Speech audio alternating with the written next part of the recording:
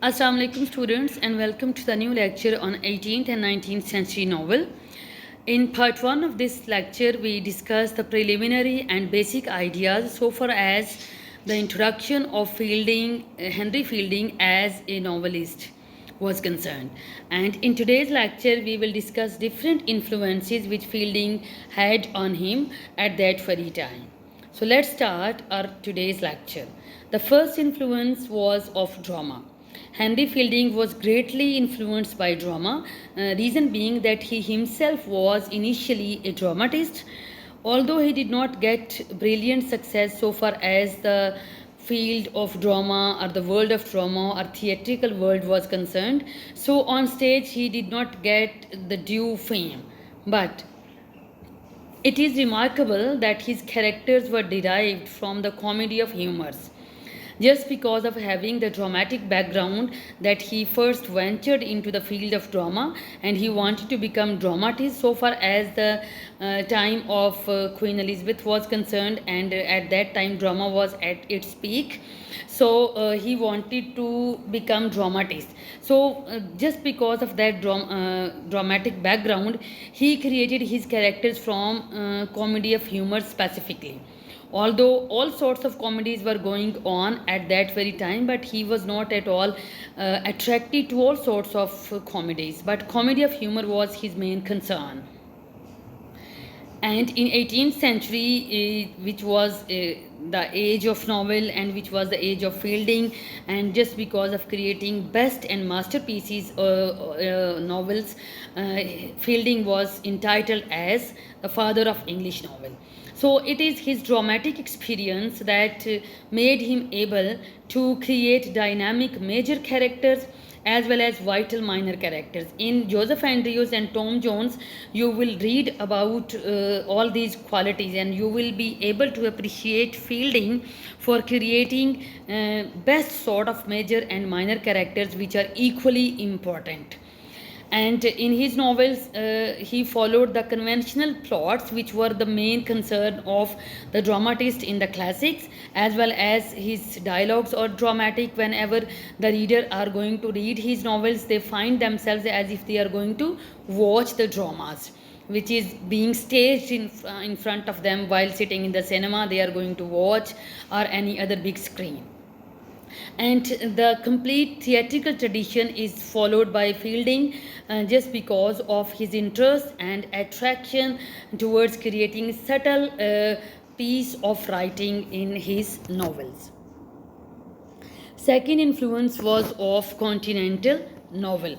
Students, it is very important to note that many writers of that time were getting influence just because of Fielding's writings, and they were getting influenced by Fielding. In the same way, naturally, Fielding was also influenced by many other writers of his own time, as well as his previous times, as well as his senior writers, the continental writers. The first, he was influenced by Don Quixote, which was written by Cervantes, then Gil Blas, Lee Rome, comic Lepe, Paul Pervenue, and many other interpolated stories were the main concern or influence of Fielding for the creation of best possible plots in his novels.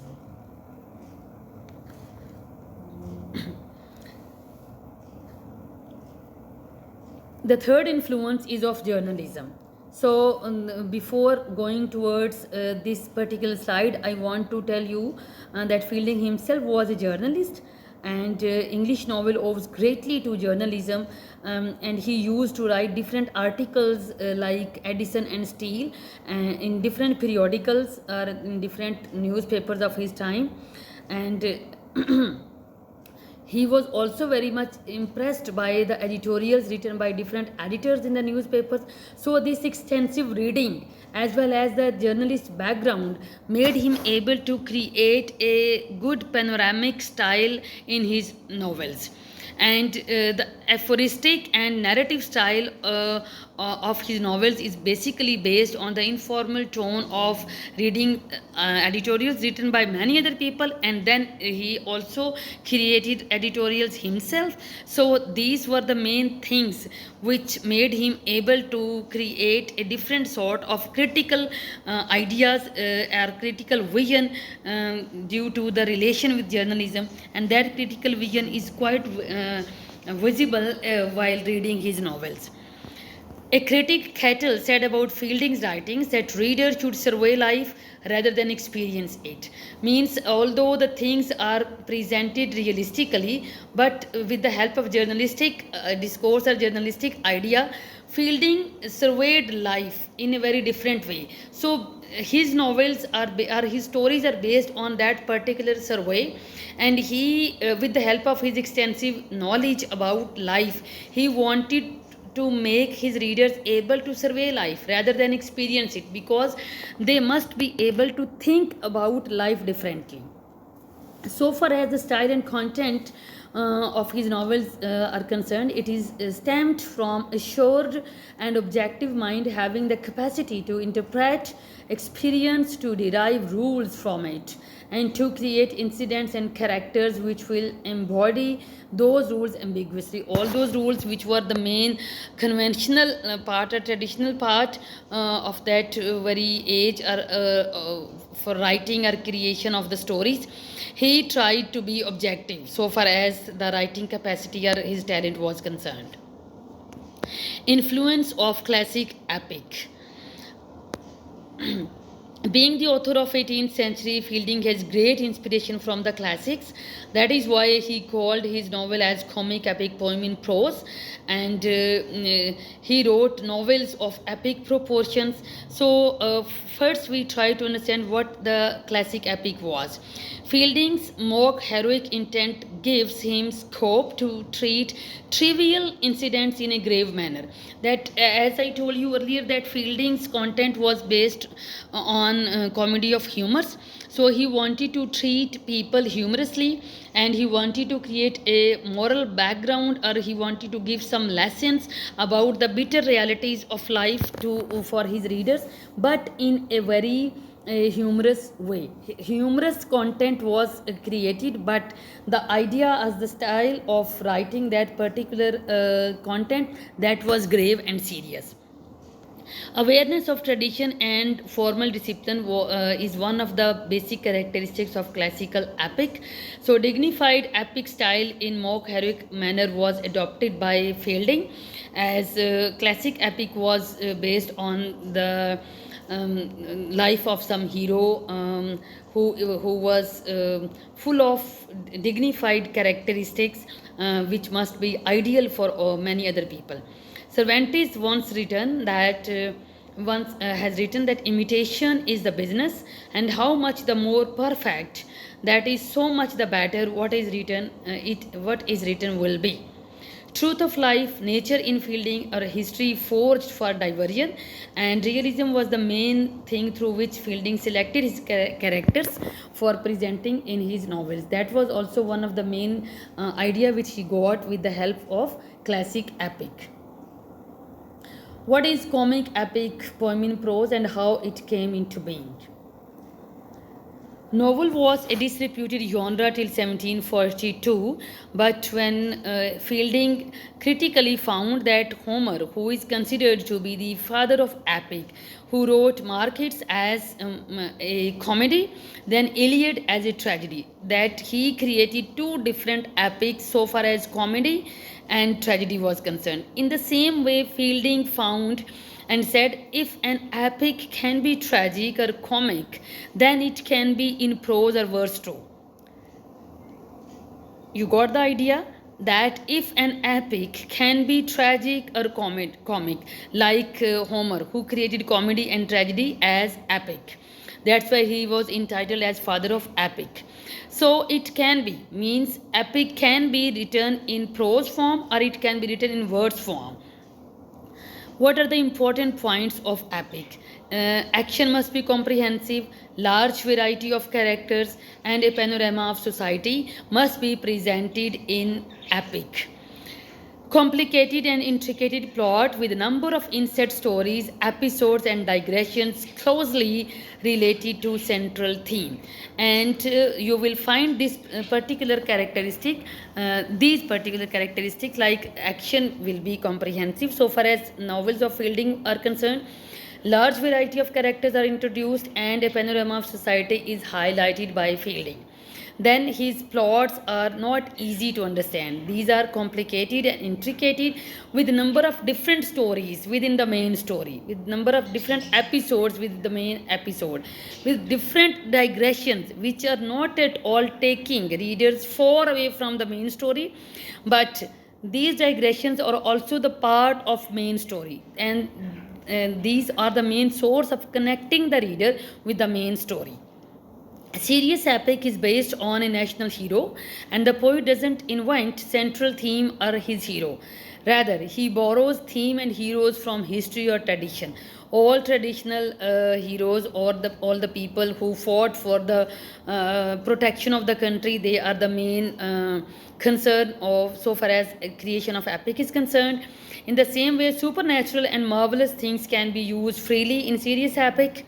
Lofty and sublime actions and sentiments are the part of serious epic, and the diction of serious epic is exalted and lofty theme. So, what is the comic epic poem in prose? Only these are the differences, means following categories will give you the comprehensive detail related to the differences between serious as well as comic epic. Actions and sentiments are light and ridiculous than lofty, and comprehensive actions were the main part of comic epic, serious epic. But so far as comic epic is concerned, the sentiments are light and ridiculous. Character means we are going to treat trivial things in grand manner. Characters are often inferior rank and manners rather than of the highest, that they are not the noble persons. They can be rogue, because it is a picaresque novel. The picaresque tradition which was introduced by Fielding. So they are not kings and queens, they are not the army persons who are getting martyred just because of the protection of their country. Joseph Andrews, which is our main concern, that is a comic epic in prose, and it can be judged by the rules of the epic, serious epic, and then the mock epic.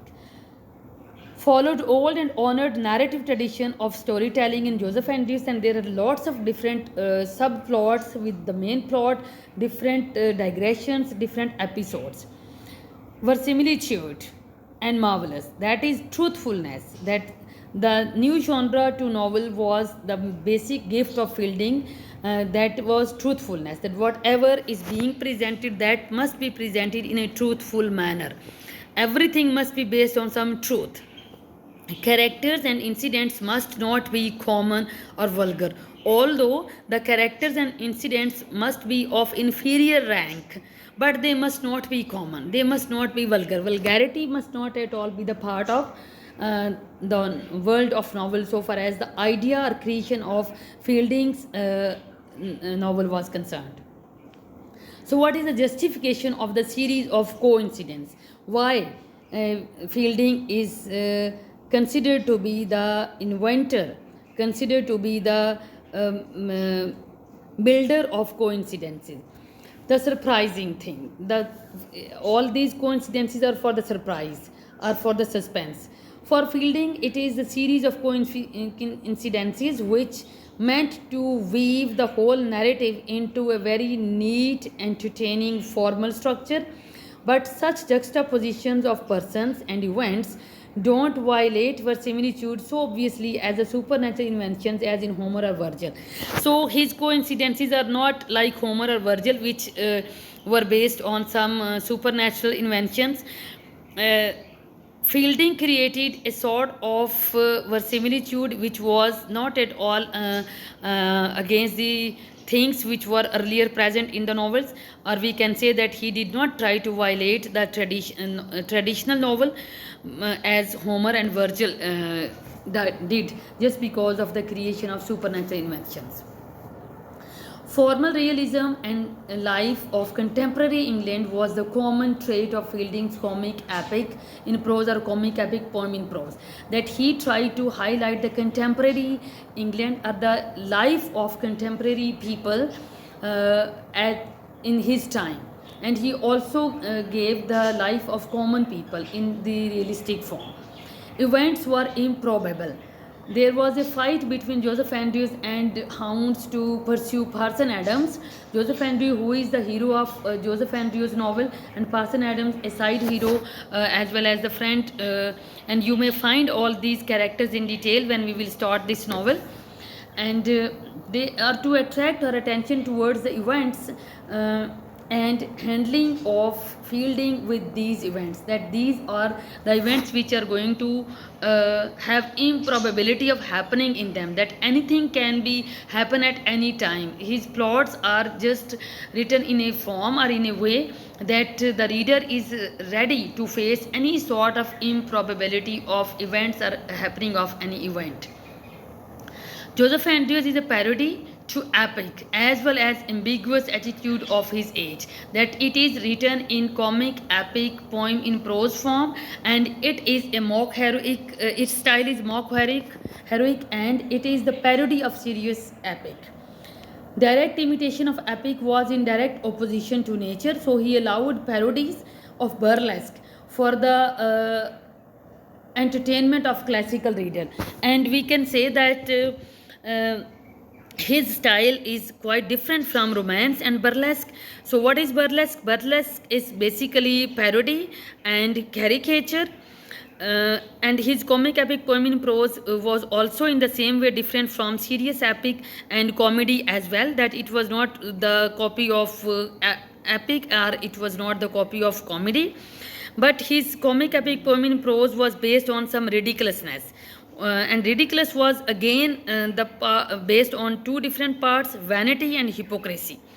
Vanity puts us on affecting false characters in order to get applause, but hypocrisy sets us on an effort to avoid censure by concealing our vices under an appearance of their opposite virtues. So he presented the vices which were present among the people of contemporary England, and he presented all those things in a very realistic manner, in a natural manner, and he tried to present all these trivial things in a grand manner to make his readers able to understand the difference between serious epic as well as comic epic poem in prose. This was all about the basic introduction of Henry Fielding. Thank you very much for being with me.